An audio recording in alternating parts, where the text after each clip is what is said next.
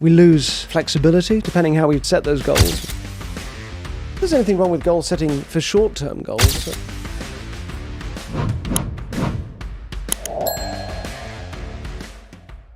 Your book's about happiness, happy and a little happier. One of the things that surprises a lot of people is that you're not a fan of goal setting. And having spoken to you now, I can kind of understand because you have a much more today, this week, do my best approach to life. But what's wrong with goal setting in your point of view? I don't think there's anything wrong with goal setting for short-term goals. That's obviously, can be very useful. It's the long-term stuff. I think we just get a bit hung up on it as a way of life. A friend of mine has always been a workaholic, and he certainly, by his own account, when he was younger, was made to feel that kind of needed to achieve stuff in order to feel valued, which obviously is what most workaholics will say. So he decided he was going to build up a company and sell it and become a multimillionaire, and that was sort of the goal. And then and all the time that I knew him, he was building up a company and sold it relatively young and had a huge amount of money, and then just didn't know what to do with his life. It was miserable, and actually found himself going to a support group with a bunch of similar millionaires that had all made the same mistake, and he'd sort of missed the fact that actually it was the building up of the company that is what gave him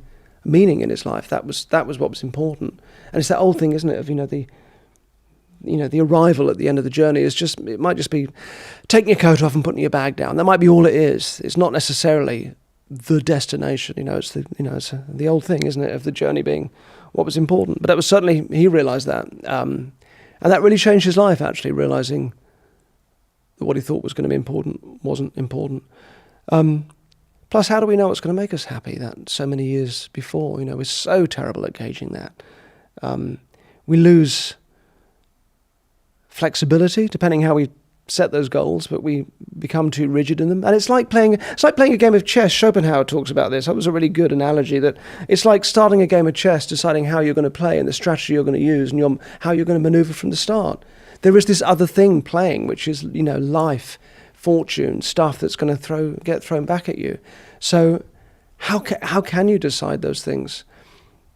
Why do we want goals? Do you think it gives us a sense of certainty? Well, it's about moving forward, isn't it? It's important because we need to navigate through life. And in the first half of life, I think it's really important. If you didn't have that optimistic sense that you can chase the castle in the air and somehow get it just by setting those goals, I think life would be very difficult. I think actually it's important. I'm sure it has evolutionary value. I think it's part of our impetus. So it's not a bad thing, really. But like all those things, we just need to check it and just see its limitations, I think. A story, I see the goals that I had as a story that gave my life meaning. When I was younger, the meaning was kind of misunderstood. I thought if I got the Lamborghini, then I would be happy and important and worthy, and my shame would be alleviated. But as that failed me, I realised that I was going to have to set about pursuing something else. Those are the two problems. You either get the goal, you succeed in it, and then what? Or you don't, and you've failed. I mean, you're sort of... And the very thing that's giving you pleasure, the very thing that's giving your life meaning, which is moving towards, building up the company or whatever it is, you're doing yourself out of. You're purposely and intentionally moving to the point where you can remove that meaning from your life.